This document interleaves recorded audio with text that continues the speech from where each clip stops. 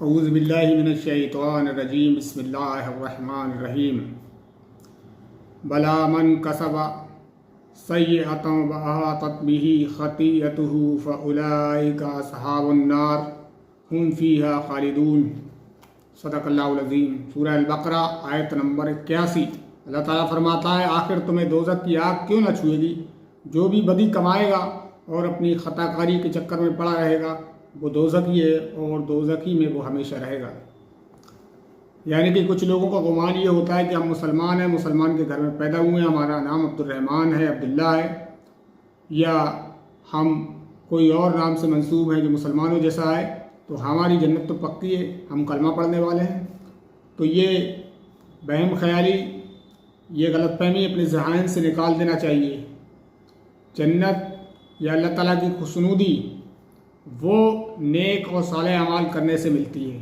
اگر تم بدی کماؤ گے، برے کام کرو گے تو تمہارا ٹھکانہ جہنم ہی ہے، یہ بات اپنے ذہن نشین کر لو۔ اللہ تعالیٰ کو سیریس لینے کی ضرورت ہے، اور اللہ تعالیٰ جو ہے کبھی نافرمانوں پر رحم کرنے والا نہیں ہے۔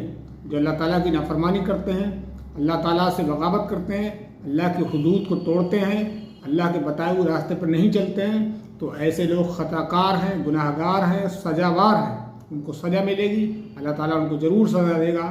اور قرآن مجید کو جب آپ مطالعہ کریں گے تو قرآن مجید تو یہ کہتا ہے کہ جو لوگ اللہ کے لیے مجاہدہ کرتے ہیں اللہ انہی کے لیے راستے کھولتا ہے۔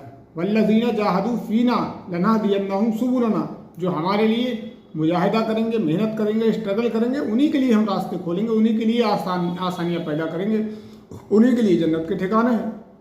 تو جو نافرمانی کرے گا وہ اس بہم و خیال میں نہ رہے کہ میں بخش دیا جاؤں گا کیونکہ میں مسلمان کے گھر میں پیدا ہوا ہوں، مسلمان ہے۔ یقین مانیے مسلمان کسی ذات اور برادری کا نام نہیں ہے۔ کوئی مسلمان کے گھر میں پیدا ہو کر مسلمان نہیں ہوتا۔ مسلمان علم اور عمل کی بنیاد پر ہوتا ہے اور صالح اعمال کرنے کی بنیاد پر ہوتا ہے۔ مسلمان ہونے کے لیے مسلمانوں جیسے اعمال کرنا پڑیں گے۔ قرآن مجید نے وہ اوصاف بتائے ایک مسلمان کے جو اوصاف ہوتے ہیں۔ قرآن مجید میں آگے فرمایا گیا، البقرہ میں ہی سورہ بقرہ میں ہی کہا گیا ہے، ان الذین آمنوا وعملوا الصالحات واقاموا الصلاۃ وآتوا الزکاۃ لہم اجرہم عند ربہم ولا خوف علیہم ولا ہم یحزنون۔ جو لوگ ایمان لائیں اور نیک اعمال کریں، نماز قائم کریں اور زکوٰۃ دیں، ان کا اجر بے شک ان کے رب کے پاس ہے اور ان کے لیے کسی خوف اور رنج کا موقع نہیں ہے۔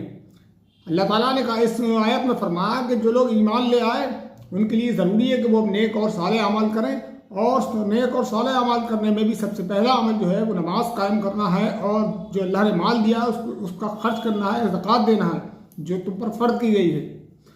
اور جو لوگ ایسا کام کریں گے اللہ ان کے اجر کو ضائع کرنے والا نہیں ہے، ان کو ضرور اس کا اجر ملنے والا ہے، کیونکہ اللہ اپنا وعدہ پورا کرنے میں سب سے زیادہ آگے ہے۔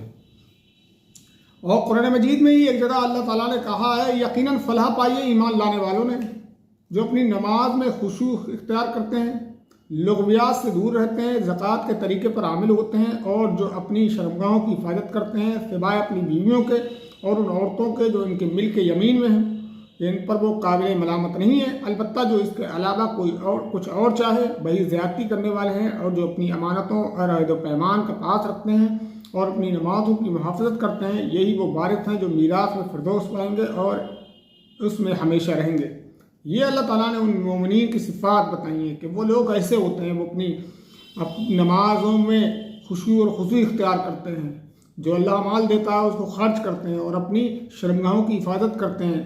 وہ ادھر ادھر جانوروں کی طرح منہ مارتے ہوئے نہیں پھرتے ہیں، وہ بہت نیک لوگ ہوتے ہیں، ہمیشہ کوئی بھی کام کرتے ہیں اللہ کی رضا جوئی کے لیے کرتے ہیں، اللہ سے ڈرتے ہوئے کرتے ہیں۔ تو یہ کچھ باتیں ہیں جو اللہ تعالیٰ نے فرمائی ہیں کہ انسان کو یہ نہیں سوچنا چاہیے کہ میں مسلمان ہوں تو بس کچھ کروں یا نہ کروں مجھے تو جنت ملنی ہے۔ یہ ایک بیکار خام خیالی ہے۔ اس طریقے کی باتیں انسان کو تباہ و برباد کر دیتی ہیں۔ ہم کو چاہیے کہ ہم کو نیک اور صالح اعمال کرنا چاہیے۔ قرآن مجید نے کامیابی کی 4 شرائط قرآن میں بتائی ہیں سورہ عصر میں۔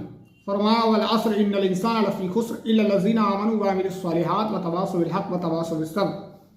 کامیاب تو وہ لوگ ہیں، گھاٹے سے بچے ہوئے لوگ تو وہ ہیں جو ایمان لائے اور نیک اعمال کرے اور نیک اعمال کی تلقین کرے اور صبر کرے۔ یہ 4 شرائط ہیں۔ اللہ تعالیٰ نے جو ہے اس طریقے کی انسان کو ہدایت دی ہے کہ انسان کی فلاح و بہبود اس میں شامل ہے، تو انسان کو وہ کام کرنا چاہیے جو قرآن مجید حکم دیتا ہے۔ اللہ تعالیٰ ہمیں کیا حکم دیتا ہے، رسول اکرم صلی اللہ علیہ وسلم نے کیا طریقہ بتایا ہے۔ اللہ تعالیٰ سے دعا ہے کہ ہمیں نیک اور صالح عمل کرنے کی توفیق عطا فرمائے۔ وما علینا الا البلاغ۔